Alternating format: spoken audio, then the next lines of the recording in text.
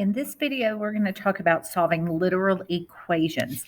Now, when you solve a literal equation, all you're doing is you're taking an equation and you are rewriting it with respect to a particular variable.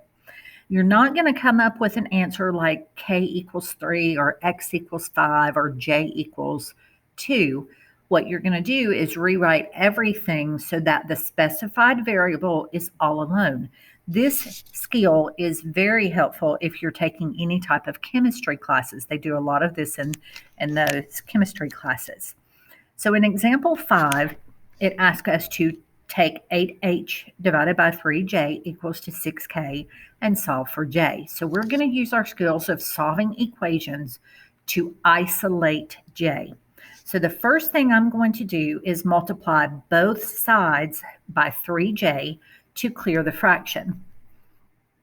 So when I multiply by 3j,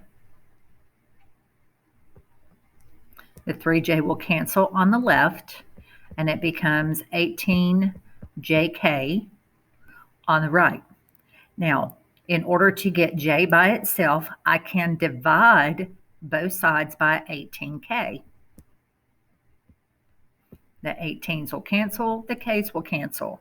That leaves me with j equals 2. Now I can reduce 8 over 18 to 4/9, so 4h over 9k.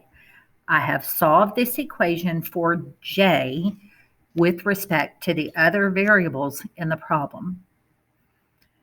Number 6, I need to solve for b sub 1. So when I do this, the first thing I'm going to do is multiply by 2 to get rid of the fraction. So if I multiply by 2 here and I multiply by 2 here, I get 2a equals to h times b sub 1 plus b sub 2. Now, the next thing I'm going to do is divide both sides by h. The h will cancel, and that leaves me 2a over h equals 2b1 plus b2. The final step for solving for b1 is to simply take b sub 2 and subtract it to move it to the other side. So 2a over h minus b sub 2 gives me b sub 1 isolated. The next problem asks me to solve strictly for y. So in order to do that, I'm going to move the 3x to the other side.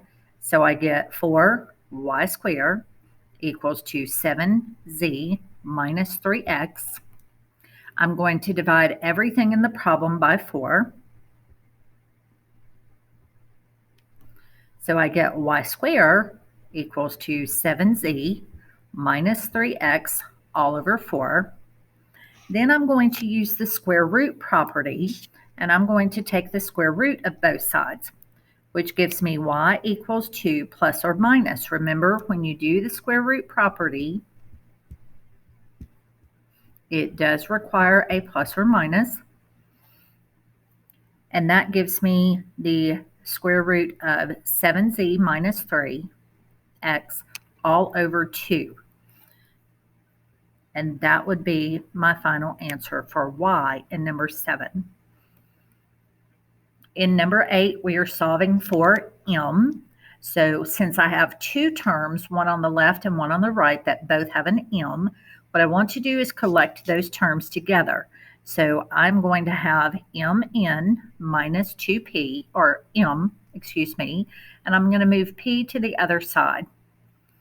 At this point, I'm going to factor out an m, a common factor m, and then I will divide both sides by the parentheses.